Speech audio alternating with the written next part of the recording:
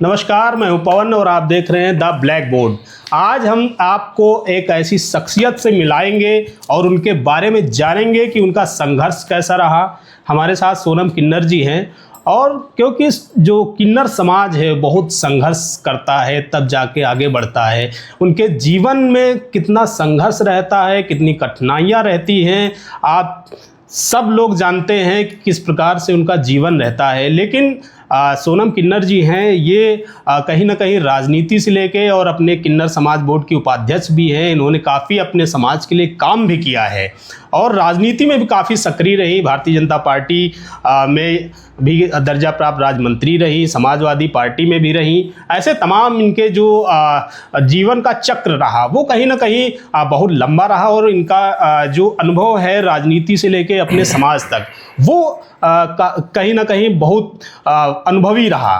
तो इनसे ही जानेंगे और किस प्रकार से इनका संघर्ष रहा और अपने समाज के लिए इन्होंने कितनी कठिनाइयाँ झेली, अपने समाज के आवाज़ को कैसे उठाया, उन्हीं से बात करते हैं। बहुत बहुत स्वागत है आपका।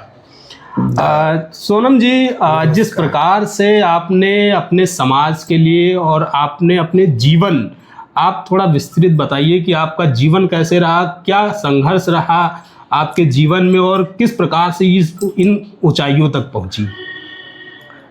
सबसे पहले मैं सभी दर्शकों को शुभकामना देना चाहती हूँ और मैं यशस्वी मुख्यमंत्री माननीय योगी आदित्यनाथ जी का बहुत बधाई, उनका मैं आभार व्यक्त करती हूँ। आज उन्हीं के आशीर्वाद और उनके सहयोग से समाज में काम करने का अवसर प्रदान हुआ। उत्तर प्रदेश राज्य में पहली बार यदि किसी ने भी इस वर्ग को, जो एक किन्नर समाज है, जो एक ट्रांसजेंडर वर्ग है, जो समाज से वंचित हास्य समाज, जो समाज से कटे हुए वर्ग है, जो समाज से विचित्र मार्ग पे चलने वाली समाज, ऐसे समाज के व्यक्ति को लाके समाज के मुख्यधारा में लाने के लिए काम यदि कोई व्यक्ति किए हैं तो वह व्यक्ति यशस्वी योगी आदित्यनाथ जी और भारतीय जनता पार्टी के सभी वरिष्ठ नेतागण का मैं आभार व्यक्त करती हूँ। मैं 18 साल की उम्र में देश की पहली किन्नर राजस्थान अजमेर नगर निगम की नॉमिनेट काउंसलर हो गई थी। मैं एनजीओ चलाती थी, एनजीओ की मैं प्रेसिडेंट थी। उस एनजीओ का नाम है अखिल भारतीय जन कल्याण संस्थान। उसका कार्य क्षेत्र संपूर्ण भारत है। उस माध्यम से मैं मेरी जन्मभूमि, कर्म भूमि सुल्तानपुर, जन्मभूमि, मातृभूमि मेरी, जो मेरी जहाँ मैं पैदा हुई, जिस धरती पे जो मेरी जन्मभूमि है, वह मेरा उत्तर प्रदेश राज्य है। तो मैं अपने राज्य में आके 2010 में मैं यहाँ आई, माननीय अखिलेश यादव जी के साथ लेके आई वही अपने पार्टी में। उन्होंने आश्वासन दिए थे सरकार बनने पे आपको सम्मान मिलेगा, आपको कुछ राजनीतिक पद देंगे जिस पद से आप इस समाज का कार्य कर सकेंगी। परंतु उस समय मैं उनके पार्टी में रही, संघर्षकारी प्रदेश सचिव भी रही, महिला सभा के मैं राष्ट्रीय कोषाध्यक्ष पद तक भी कार्य करी हूँ समाजवादी पार्टी में। मैं स्टार प्रचारक भी रही हूँ। मैं आभार व्यक्त करती हूँ उनके नेतृत्व समाजवादी पार्टी को उन्होंने मौका दिए कार्य करने का। परंतु जो कार्य में सदन तक, जो कार्य में आर्थिक नीति से कर सकती थी, उसका पावर मुझे अखिलेश जी ने नहीं दिए थे। इस बात का ये नाराजगी, इस बात का मुझे उनसे झगड़ा होती थी। इस बात की मैं बार बार कहती थी। मैंने लोकसभा सिंबल मांगी, विधानसभा मांगी, मेयर का मांगी, तो उन्होंने हर बार में बोले मौका देंगे, मौका देंगे, मौका देंगे लड़ने। एंड में 2022 में भी मैं कैंडिडेट बनने के लिए बोली थी, उन्होंने बोले जो आपको 2022 के चुनाव में टिकट दे रहा हूँ, तो मैं बोली मुझे चुनाव नहीं लड़ना है और मुझे एमएलसी नॉमिनेट कर दीजिए। तो उन्होंने जो है बोले नहीं चुनाव लड़ो, तो उस बात पे मैं मना करी, मैं चुनाव नहीं लड़ना चाहती हूँ, माहौल ठीक नहीं है और मेरी आर्थिक भी सही नहीं है। मेरे 2-4 करोड़ रुपया जो मैं जोड़ जार के रखी हूँ, मेरे 40 साल की लागत पूंजी, वो भी यदि ख़त्म हो जाएगी तो मैं काम नहीं कर सकती हूँ। तो जो है उन्होंने अच्छा, कुछ नाराज़गी रही, लेकिन आपने एक सवाल बहुत लंबा आपने समाज के लिए उठाया कि हमारी चाहे वो 2 सीटें रिज़र्व की जाएं, समाज में हमारे किन्नर वोट के समाज की 2 सीटें रिजर्व की जाएं।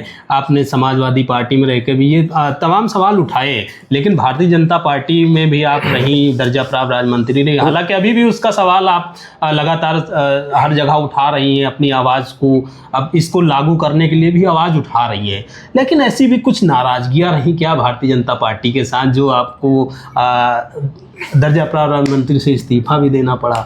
नहीं, मैंने माननीय न्यायालय इलाहाबाद खंडपीठ लखनऊ बेंच में एक रिट याचिका मैंने इन पर्सन खुद लड़ रही हूँ। माननीय उच्च न्यायालय खंडपीठ इलाहाबाद लखनऊ बेंच ने कंसिडर करने के लिए सरकार को बोले भी जब एक ट्रांसजेंडर कम्युनिटी को भी कंसिडर करके नगर पालिका का चुनाव करावे, एक पार्षद का सीट भी रिजर्वेशन ना करके और चुनाव उन्होंने करवा लिए। दूसरी बात, पेंडिंग चल रही है, तो जब सर्वोच्च न्यायालय ने, माननीय सर्वोच्च न्यायालय, उन्होंने ट्रांसजेंडर ओबीसी कैटेगरी में करते हुए सभी मौलिक आरक्षण दे दी, बराबरी का, एजुकेशन से लेके सभी चीज़ में, तो जो ओबीसी कोटे में महिला सीट रिजर्वेशन है, ओबीसी कोटे में, तो ओबीसी कोटे से भाई किन्नर सीट भी रिजर्वेशन करिए। मैंने गलत मांग नहीं करी हूँ, यही हमारी मांग थी और हम ये चाहते हैं हमें एससी एसटी में भी चुनाव लड़ने दिया जाए।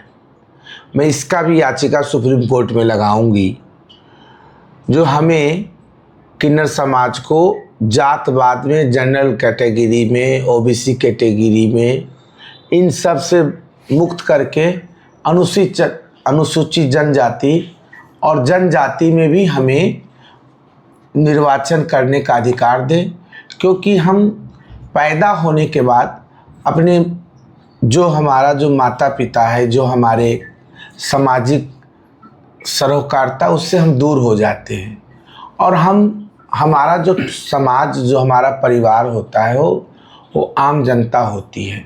आम जनता में हम जो है एससी एसटी के घर भी जाते हैं, ओबीसी के घर में भी जाते हैं, जनरल के घर से भी जाते हैं। हमारा काम है भिक्षान से जीवन यापन करना, हम लोग भिक्षान मांग के खाते हैं, भिक्षा के ऊपर हम लोग निर्भर हैं। भिक्षान, किसी की शादी होते हैं या किसी के बच्चे होते हैं या किसी का होली दिवाली शुभ कार्य या किसी की मंगल कार्य में हम लोग उनके दरवाजे जाते हैं। हम लोग पीठाधीश्वर गद्दी के किन्नर हैं। मेरा सुल्तानपुर में किन्नर आश्रम है, पूरे जनपद में सारे IAS IPS जिलाधिकारी, माननीय पुलिस अधीक्षक सब मेरे आश्रम आते हैं। कोई भी जज बनते वो भी आते हैं हमारे आश्रम में। मंदिर है मेरे घर के अंदर, वहाँ रिटायर्ड जज भी आते हैं, जज साहब भी आते हैं आशीर्वाद लेने, जिसके बच्चे नहीं होते हैं या किसी के कारोबार में कोई उलझन है या किसी को तरक्की नहीं हो पा रही, किसी की इच्छा को पूर्ण करना है, किसी का जीवन में बाध्य हो रहा है, तो मेरे आश्रम आके अक्षत 1 रुपये का सिक्का लेके जाते हैं। उनका पूर्ण होता है तो फिर वो लोग अपने आते हैं और आश्रम में, हमारे किन्नर आश्रम में डोनेशन दे के जाते हैं आश्रम चलाने के लिए। अच्छा, एक सवाल है, बहुत बड़ा सवाल है। रही बात आपने बोले बीजेपी से नाराजगी, बीजेपी पार्टी ने बहुत कुछ दिए। बीजेपी पार्टी समाज में जुड़ने का रास्ता बताए। भारतीय जनता पार्टी ने एक पटरी दी है उसको सही रास्ते पे लाने के लिए हमारे समाज को। जब हमारे समाज के मुख्य धारा में जब जुड़ेंगे, सामाजिक विचारधारा से समाज को अपनाएंगे, समाज को सामाजिक सरोकारता से लेकर चलने की कोशिश करेंगे, समाज उनको अपनाएंगे। यदि वो उनका वही मानसिकता होगा जो मैं किन्नर हूँ, चाहे जो करूँ, दादागिरी करूँ, नंगई करूँ, समाज में शोभिए बात करूँ, तो समाज उसको कभी नहीं अपनाएगा। समाज ऐसे लोगों को अस्वीकार करते हैं और समाज के लिए, ऐसे लोगों के लिए कानून भी बन रहा है।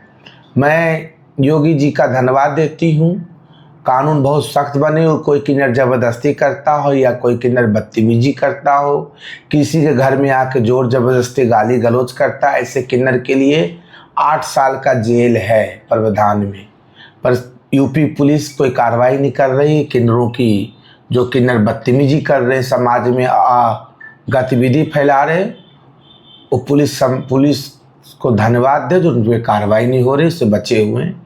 और जब कार्रवाई होना यूपी में चालू होगा, आप देखिएगा कई किन्नर जेल में रहेंगे, इनको जमानत भी जज साहब माननीय न्यायालय नहीं दे पाएंगे। और मैं आपके चैनल के माध्यम से ये अपील करना चाहती हूँ, समाज में हमारे इतने किन्नर अच्छे हैं जो बेटियों की शादी कराते हैं, अपना पेट काट के कई कन्याओं की शादी कराते, गरीबों की मदद करते, मंदिर बना रहे हैं, स्कूल में डोनेशन देते हैं, एनजीओ माध्यम से समाज में।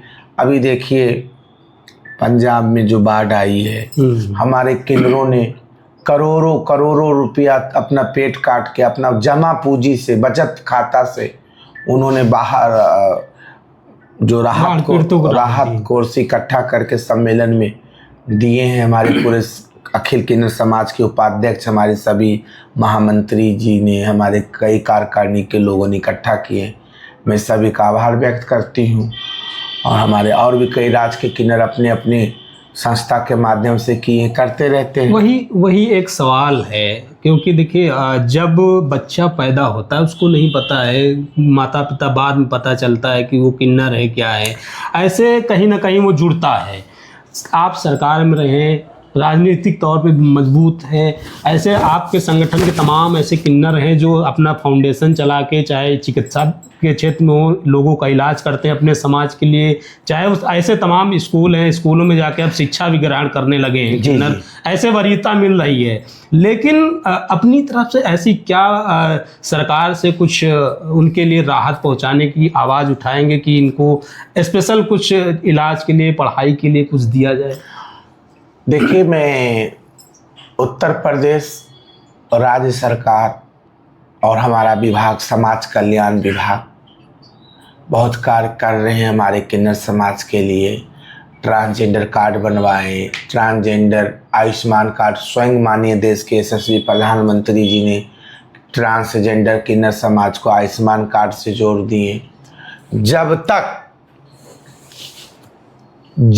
तक article 21, article 16, article 15, article 14 doctor Bhimrao Ambedkar Baba Saheb के संविधान का मौलिक अधिकार इस वर्ग किन्नर समाज को प्राप्त नहीं होगा, तब तक एक समाज जागृत नहीं होगी।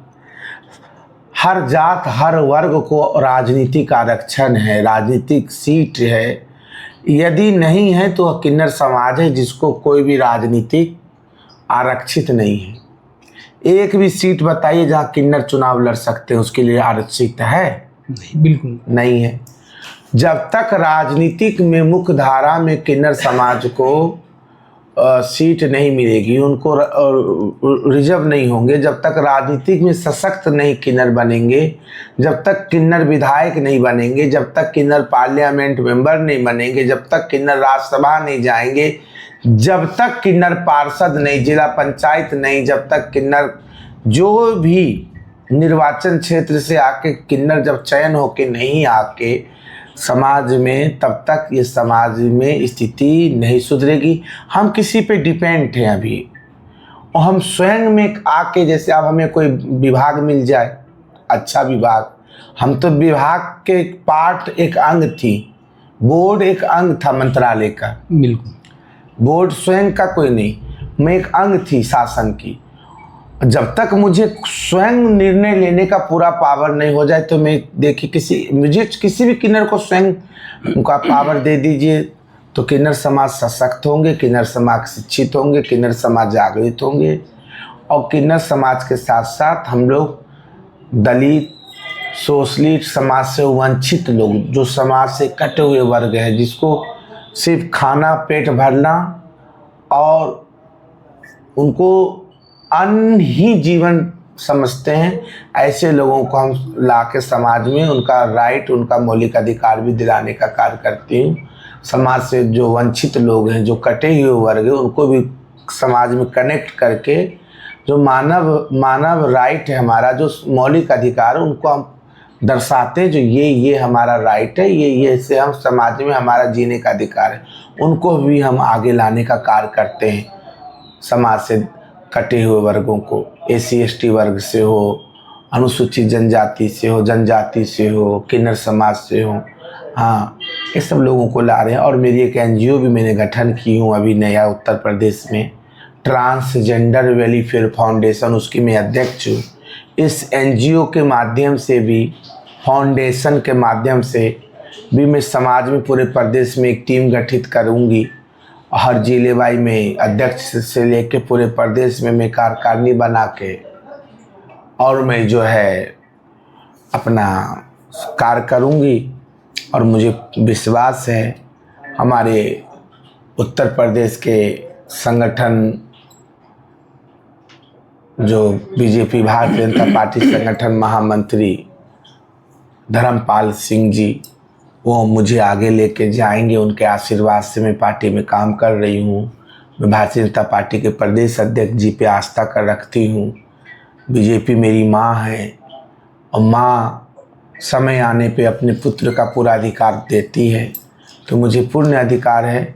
मैं अपनी माँ के चरणों में, मेरी माँ है भारतीय जनता पार्टी, मेरा जीवन, मेरा एक जो भी मेरे जीवन का है वो मैं सारा अपने जीवन में मैंने माँ। ये तो बात सत्य है कि आप अपने समाज के लिए, चाहे वो BJP से हो चाहे समाजवादी पार्टी में रही, अपने हक की लड़ाई लड़ती रही जी। लेकिन ये दिक्कत कहाँ आती है ऐसे लोगों को? क्या लगता है कि इनको इस प्रकार से क्यों नहीं उठाया जा रहा?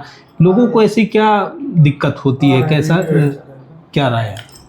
देखिए, उठाने की बात ये है, हमारे उत्तर प्रदेश में आज तक कोई पार्टी ध्यान नहीं दिए, कोई पार्टी ने कार्य नहीं किया। यदि कोई पार्टी उठाएगा किन्नर समाज को तो BJP ही पार्टी है। मोदी जी हैं, अमित शाह जी हैं, सुनील बंसल जी हैं, धर्मपाल सिंह जी हैं, ये लोग उठाने वाले व्यक्ति हैं। अभी तक कोई किन्नर राज्यसभा नहीं है, अभी तक कोई भी किन्नर विधायक नहीं है, एक भी अपने किसी पार्टी से।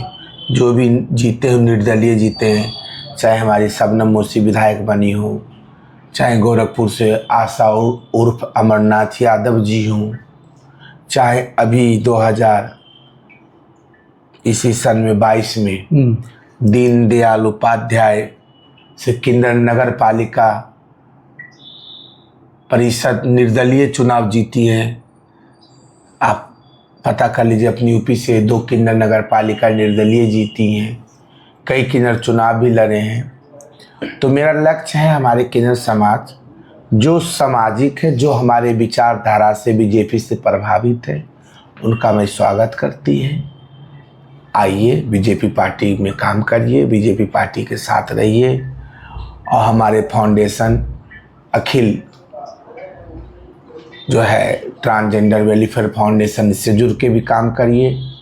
और जो विभिन्न संगठन है, विभिन्न पार्टी में दल है, जहाँ जिसका विचारधारा मिले उस विचारधारा से प्रभावित होकर समाज के लिए कार्य करिए। अपने साथ साथ जीने का तो काम करिए, साथ में जो समाज से दबे कुचले उनको भी लेकर चलने का काम करिए।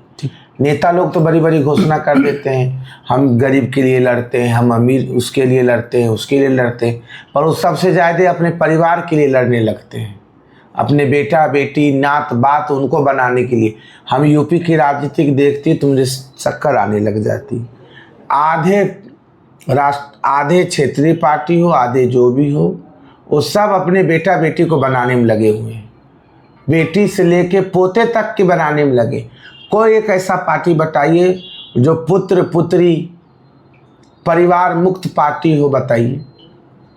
जनता ऐसे कोई यूपी पसंद करेगी, कर रही है, और यदि की है, आज बीजेपी हम लोगों को लोग क्यों सपोर्ट कर रहे हैं? एक सवाल है बीच में, इसलिए सपोर्ट कर रहे हैं क्योंकि भारतीय जनता पार्टी के जो चेहरा है योगी आदित्यनाथ जी, उनका परिवार 25 करोड़ जनता, इसलिए बीजेपी देखिएगा आज इस शब्द को आपके पोर्टल मीडिया पे इस शब्द को लगा के इसको लगाइएगा जब 2027 का चुनाव होगा। अब फिर देखिएगा 2027 में मेरा चरण इस पार्टी में है, मैं इस पार्टी में साक्षात देवी स्वरूप में इस पार्टी के साथ में खड़ी हूँ। जिस पार्टी में मैं रहूँगी उस पार्टी की पूर्ण बहुमत की सरकार आएगी, मैं लिख दे रही हूँ आप। और मैं भारतीय जनता पार्टी के साथ हूँ। भारतीय जनता पार्टी की सरकार 2027 में दलित, वंचित, शोषित सभी लोगों के, किसान, युवा, नौजवान, सारे लोगों के आशीर्वाद से पूर्ण बहुमत से 2027 में भारतीय जनता पार्टी की बहुमत की सरकार बीजेपी की बनेगी। ठीक, आप क्या कह रहे थे सर? सवाल ये है कि अगर आप 2027 में आते हैं या कोई अच्छा पद मिलता है, कैबिनेट मिलता है, कुछ मिलता है अपने समाज में, क्योंकि आपके समाज में अशिक्षा का बहुत ज़्यादा अभाव है, क्या स्कूल को लेकर क्या व्यवस्थाएं रहेंगी? देखिए, जो मंत्री हमारे विभाग में हैं उनको ध्यान देना चाहिए, माननीय अरुण सिंह जी को, और नहीं संभलता हो तो उनको आगे अवगत करावे मुख्यमंत्री जी को। इसी बात की मेरी लड़ाई थी उनसे, जो भैया काम करिए, एक भी ट्रांसजेंडर स्कूल नहीं है, ट्रांसजेंडरों के लिए जो भी कार्य योगी जी ने किए, सारे काम तो योगी जी नहीं कर सकते हैं, सारे काम तो योगी जी माननीय मुख्यमंत्री जी नहीं करेंगे, माननीय महाराज जी विभाग से करवाएंगे। तो दिक्कत इस बात की है, विभाग जो है अरुण सिंह जी से निवेदन करती हूँ, अरुण सिंह जी इस पे ध्यान दे। किन्नर अध्यक्ष है, किन्नरों का अध्यक्ष है माननीय अरुण सिंह जी, किन्नर ट्रांसजेंडर अध्यक्ष, उत्तर प्रदेश ट्रांसजेंडर बोर्ड के अध्यक्ष है अरुण सिंह जी। तो एक इसकी भी डिमांड हम लोग करेंगे, सरकार से भी करूंगी, और मैं इसके बाद हाई कोर्ट जाऊंगी, निर्वाचन में भी चल रहा है हमारा मुकदमा, इस मुकदमे को लेके भी जाऊंगी कि भाई जब किन्नर है तो किन्नर ही इसका आयोग के अध्यक्ष बने। बिल्कुल, महिला आयोग में कोई पुरुष या कोई किन्नर अध्यक्ष थोड़ी बन जाएंगे, नहीं बनेंगे ना। तो किन्नर है तो किन्नर का उपाध्यक्ष भी किन्नर हो, अध्यक्ष भी किन्नर हो, सदस्य भी किन्नर हो, मेरी ये मांग है। तो अरुण सिंह जी किन्नरों का हक खा के बैठ गए।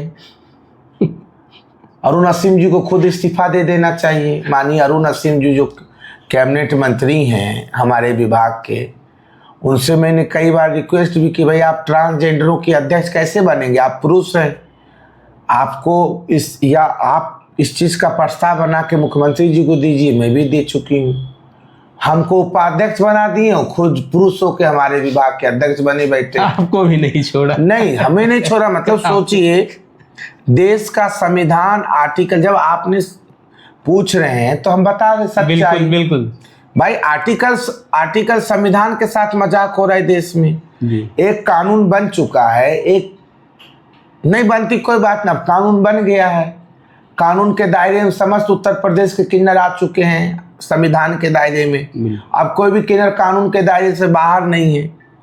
जब सारे किन्नर हमारे कानून प्रोटोकॉल के कानून के अंतर्गत में बांध दिए गए योगी सरकार जी ने, मुख्यमंत्री जी ने, तो उसका जो सीट है, जो उसके जो कार्य प्रणाली कार्य करने का है, उसमें किन्नर अध्यक्ष बनाइए। हमारे तमाम किन्नर एनजीओ के माध्यम से कार्य कर रहे हैं पूरे प्रदेश में, कई जिलों में किन्नर एक से एक एक्टिव किन्नर है।